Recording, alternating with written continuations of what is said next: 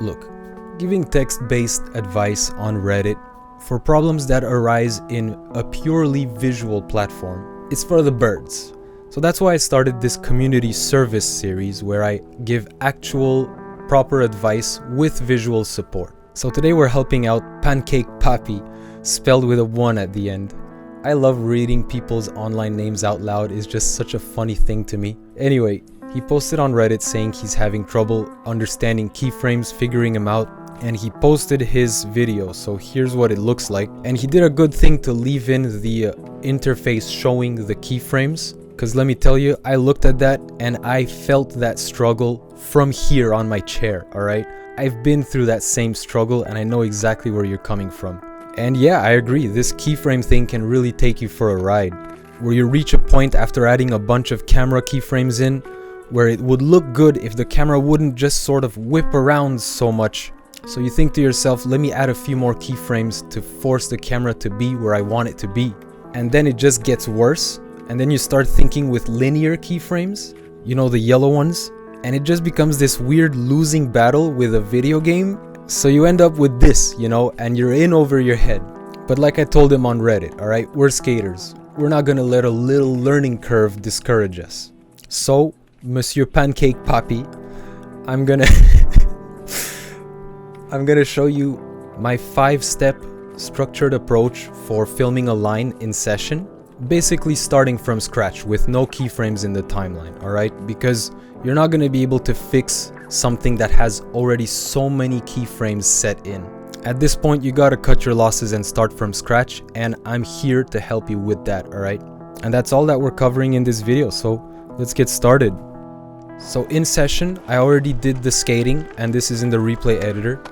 And let me tell you, this line, I'm not used to doing manual reverts, so it was a little bit tricky to figure that out, especially since we were going kind of fast and I didn't feel like I had enough time to do the revert. So kudos to you for landing that, alright? And we end with a laser flip off a curb. That's an amazing way to end the line, alright? But I digress. Let us begin.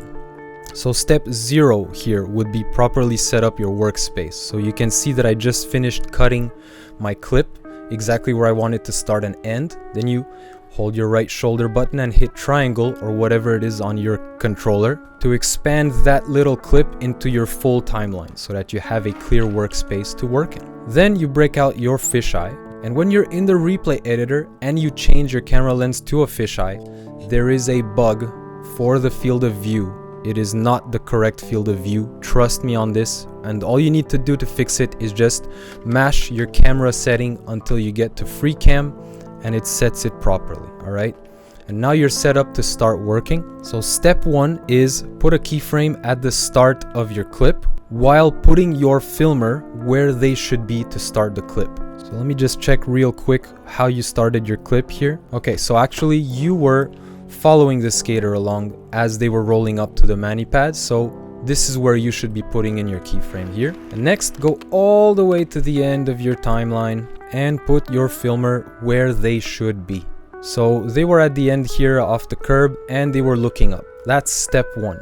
So step 2 would be setting in 2 keyframes around the start and the end of the clip at the moment where you think the filmer would start and stop moving themselves. Now make sure your montage view is off and scrub backwards all the way to the moment where your filmer should stop moving, and I think it's right around here in the middle of the trick, and frame it the way you want it to be framed, alright? That's important as well. Just as an example to really secure my point in place, if you were starting close to the mani pad right over here, this as well as this would be done by now in step 2. So the starting of the clip and the moment where the filmer starts moving. That's what it would look like. But let's undo those changes and film it a little bit more the way you wanted it to be filmed.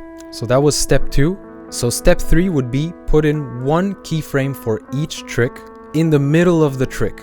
And you can keep montage view off while you do this. Just head on over to wherever you find the middle of a trick and then frame it the way you want it to be framed. Now, I want to show in frame that we're on the side of a manual pad, and you have to be taking into account physical obstacles that your filmer is avoiding. a little bit for these keyframes, all right? So that's one. How did you film this 3 shove? So you filmed the skater's backside and you were behind them. You were following them. So let's do that. Let's go to the middle of the trick and let's get that framing just the way you had it. Oh, the birds. I love seeing the birds in this game. They just add so much to a clip, you know? So I think this framing should be fine. Let's head on over to the nose manny and let's get a keyframe right here just after the revert. Oh, did I touch? No. Oh, that was close to touching, dude. Oh, I would not have been happy to have to redo that. That took me like a whole 10 minutes to get. And it just so happens that the last keyframe from step 2 is also a keyframe in the middle of the trick for step 3. So that's kind of 2 birds with 1 stone. And let's just see how it was framed. Montage view on, snaps the camera where it should be, and that's it. So let's head back to the start of the clip.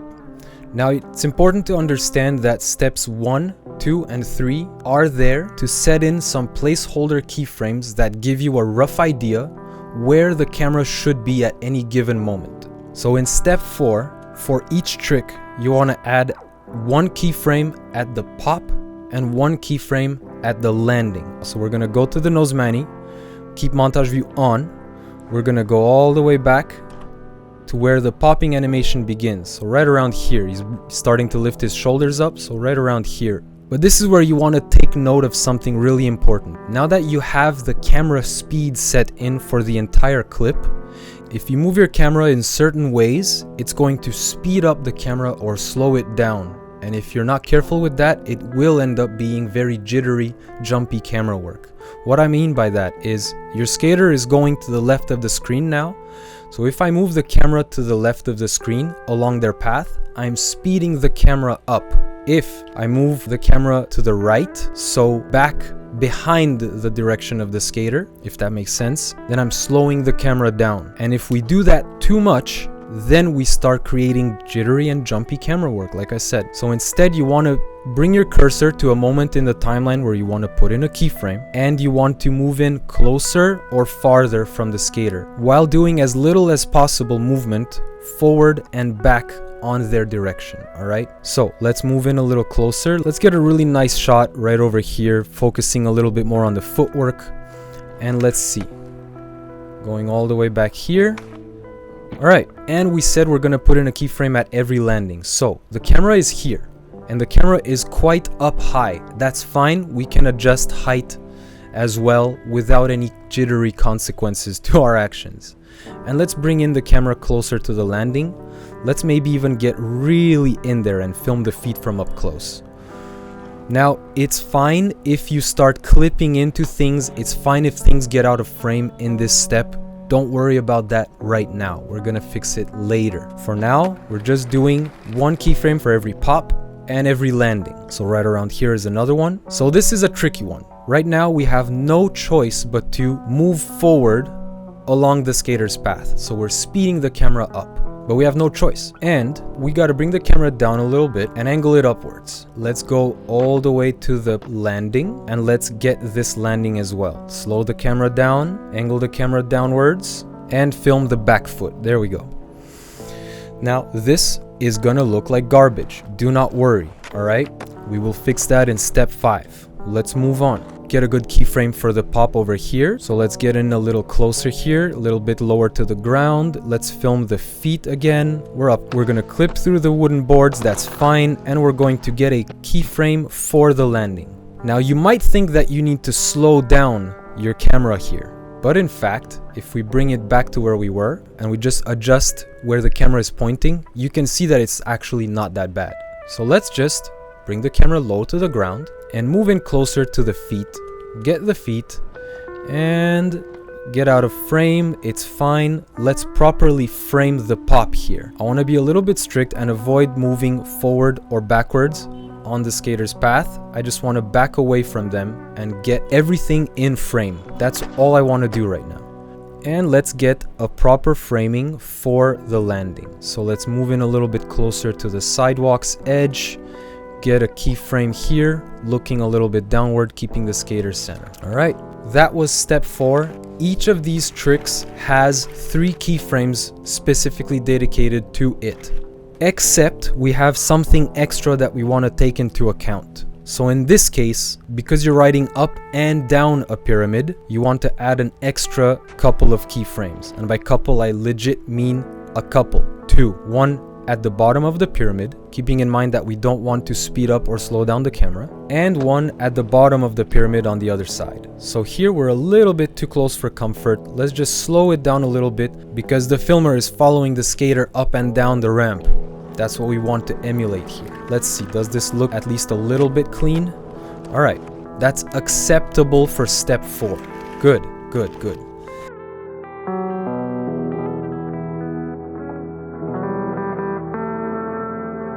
So all in all, your clip should look something like this now. We're probably going to be clipping through some architecture. We're probably going to be a little bit too close or too far from the skater, getting out of frame, and that's fine, all right? That was step 4. It's just to set in the camera properly, because all of these steps up until now were just to set the camera where it should be at any given moment in time. And step 4 was to bring that even further, all right? Now in step 5, it's adjusting tiny details and hijinks. It's the step where you introduce hijinks a little bit if you want. A quick note from editing. This is the step in which you could consider adding something like hitting the camera with your foot. The exact kind of thing that I've already made a tutorial about, which of course will be in the description if you're curious on how to do that. But we're gonna avoid that for now. We're gonna keep it simple. So this is the step in which you get to ask yourself, how do I want to fix this? How do I want to fix that? How can I make this look better? So here, for example, we clip out of frame. First, we're going to take notice that we're dangerously close to this other keyframe. So we don't want to do too much camera movement, all right? We just want to adjust the framing. So let's angle it upwards, and that's it. Let's see how that looks. Okay, so see, it's a little bit snappy. This is where it can get out of hand real quick. The camera snaps too close to the skater from this position where it's too far. So in this case, we want to take this keyframe and we want to move it further down the timeline. And how to do that is exactly like this. Snap to this keyframe that you want to move, keep montage view on, move down the timeline a little bit, frame everything properly. All right, so let's say I just want to keep the feet in frame properly. And then we're going to go to the original keyframe and we're going to remove it. And that makes a much smoother transition. Next, let's go over here and let's see if we can fix this. All right. So one way that I like to fix this here is go to the popping keyframe and angle it downwards. Maybe even move in a little closer on the feet. Oh, that was way too much there. And from here, we sort of feel like we're popping with the skater before almost getting out of frame here for the landing. So we kind of want to fix that. And now, instead of adding another keyframe, this is where the trap happens. Adding more keyframes makes for weird, snappy camera work like that. All right, you don't want to do that. You're going to go to your existing keyframe, the middle of the trick, and you're going to fix it here. So we're going to maybe angle the camera a little bit more downwards and bring the camera physically more up. Let's see how that feels. Much better, much better. All right, very good, very good. I'm gonna accept it because I don't want to get too nitpicky. It's gonna take way too much time. And let's fix this, the clipping. So we have a keyframe for the pop. Let's add a keyframe for landing into the nose manual. So we bring it exactly where we want to be on the timeline. Bring the camera where we want it to be. Maybe make sure we're not too close to the ground. Maybe bring it up a little higher and angle it a little bit higher as well to keep the framing nice. All right, so we pop onto the thing with the skater and we pop down with them as well. Maybe I want to keep them in frame here. So what I'd like to do is take this keyframe, back it up a little bit, and film the entire skater's body. Nice. What about this laser flip? We just whip around the skater in an unreasonable manner. So let's remove this keyframe and see where the camera would be without it. Over here. By curiosity, let's experiment. Let's just put in the keyframe here by default and see what this is going to look like now. Much smoother, much smoother. I like it. I like it a lot. And to top it all off, let's finish the way Pancake Poppy finished it. And have the camera pan up after the landing. So maybe we're going to adjust this keyframe a little bit higher, and then not too far down the timeline, we're going to move up a little bit and maybe give it a little bit of a tilt. Alright, see, we went a little bit too far with this keyframe, so let's go to it. This is how you move a keyframe backwards on the timeline. Montage view off, move back on the timeline, put it in, and remove your initial one. And that's how you move a keyframe backwards on the timeline. Alright, looks good. That should be it. Let's take a look at the entire clip and see what it looks like. So we pop onto the manual pad. So I like the fact that we back away from the skater here and we sort of follow the mani pad. It really gives that sense of a curving manual pad. Here I like going up and down with the skater. It gives a sense of speed. This mani pad, nothing to say, is just very clean, and the laser flip is kind of the icing on the cake here. So the camera work is much more smooth now, and the main thing here is you don't have a million keyframes, especially different types of keyframes. You have only keyframes that are necessary to have the camera animation operate correctly.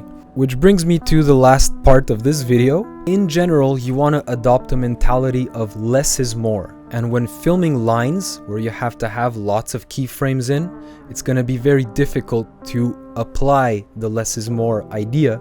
That's why having this structured kind of mindset, it doesn't have to be my structure that I showed you, but as long as you have some structure to your approach, it'll be easier to get away with the less is more thing, alright?